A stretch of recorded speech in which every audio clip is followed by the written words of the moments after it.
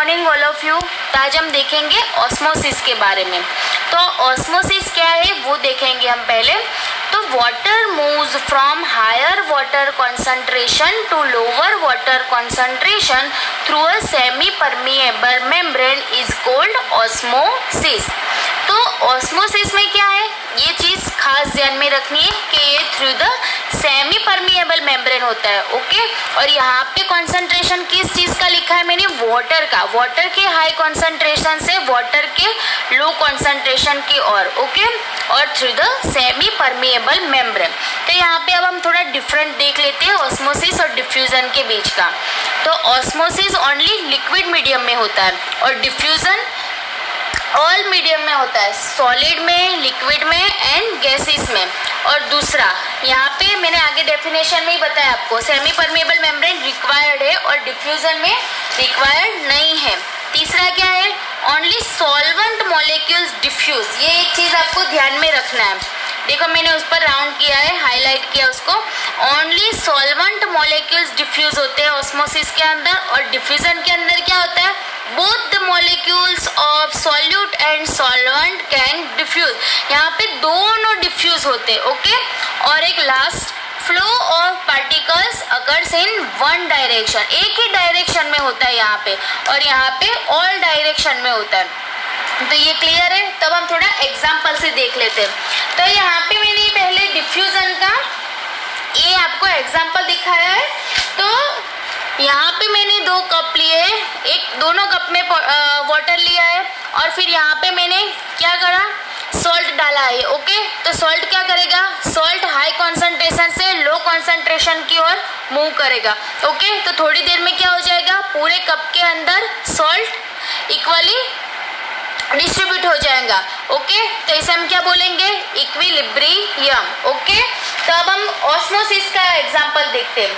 तो ऑस्मोसिस में क्या होता है, यहाँ पे देखो मैंने बीच में, यहाँ डिफ्यूजन के एग्जांपल में मैंने कोई बीच में मेम्ब्रेन नहीं लगाया है, और यहाँ पे ऑस्मोसिस की बिक्कल ली है, उसमें मैंने बीच में सेमी परमिएबल मेम्ब्रेन रखा है। ओके, तो यहाँ पे मैंने वाटर लिया था, लेकिन यहाँ एक तरफ मैंने हाई सॉल्यूट कॉन्सेंट्रेशन लिया है।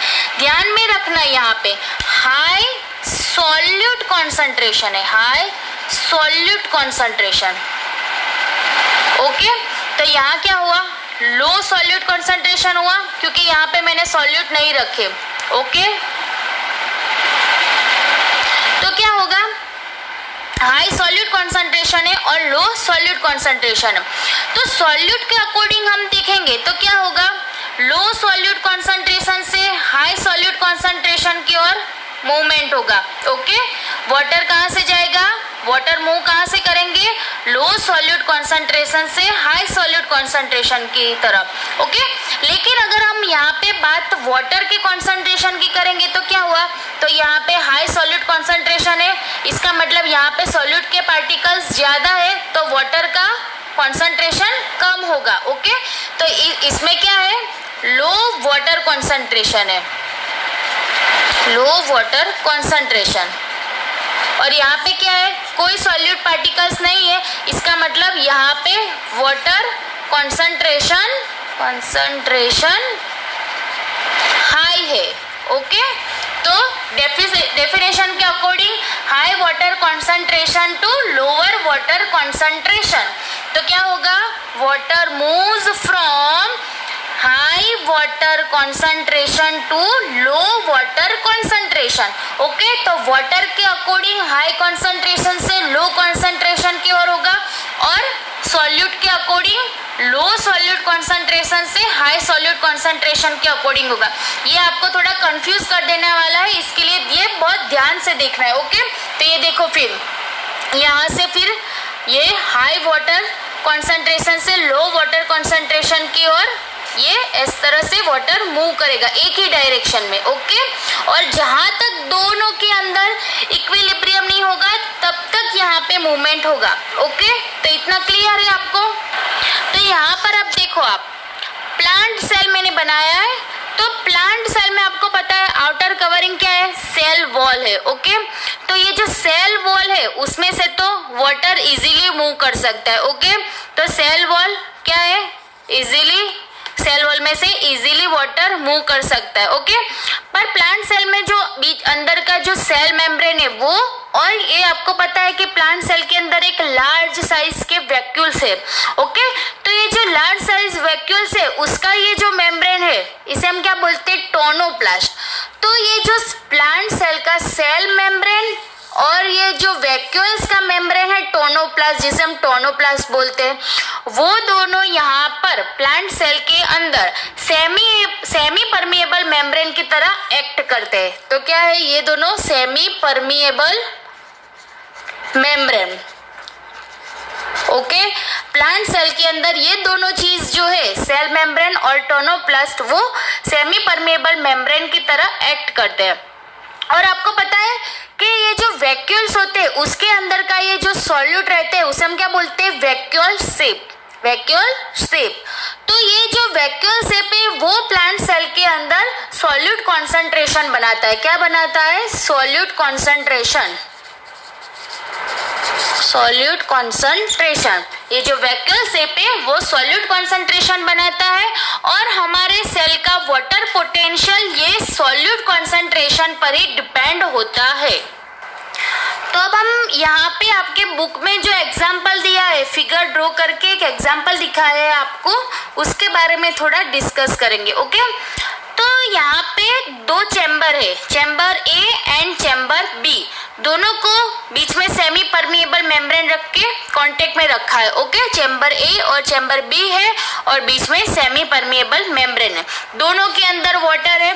लेकिन यहाँ पे क्या है, वाटर ए के अंदर सॉल्यूट कम डाले हुए हैं और चैम्बर बी के अंदर सॉल्यूट ज्यादा है, सॉल्यूट मॉलिक्यूल्स ज्यादा है बी के अंदर। ओके, तो बुक में आपको साइड में मतलब क्वेश्चन दिए हुए, तो उसको हम क्वेश्चन को देखते हैं और उसको एक वन बाय वन सॉल्व करते हैं। ओके, तो बुक में पहला क्वेश्चन था कि दोनों में से, chamber A and chamber B, दोनों में से लोअर वाटर पोटेंशियल किस चैम्बर के अंदर है। तो आप खुद ही देख लो, लोअर वाटर कॉन्सेंट्रेशन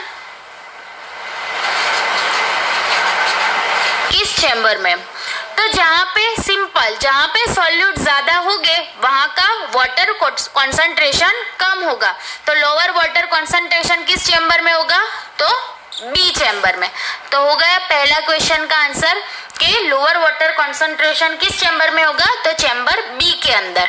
अब दूसरा क्वेश्चन हम देखते हैं। दूसरा क्वेश्चन था कि which chamber has a lower solute potential, solute का पोटेंशियल कौन से चैम्बर में कम था, तो यहाँ पे सिंपल ए चैम्बर है यहाँ पे, उसमें सॉल्यूट के मॉलिक्यूल्स कम है, बी के कंपेयर में ए के अंदर कम सॉल्यूट है, तो सॉल्यूट पोटेंशियल किस चैम्बर में कम रहेगा, लोअर किस में है, तो lower solute potential, lower solute potential किस चैम्बर में होगा, चैम्बर ए के अंदर। ओके, अब तीसरा क्वेश्चन हम देखते हैं कि कौन सी डायरेक्शन में ऑस्मोसिस होगा।